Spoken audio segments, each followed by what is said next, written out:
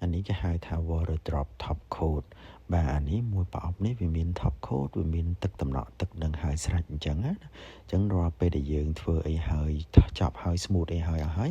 យើង apply step 1 top coat ហ្នឹងណាបន្ទាប់មកយើងហាលវាហាល1នាទីអញ្ចឹងទៅណាហើយបន្ទាប់មកយើងដាក់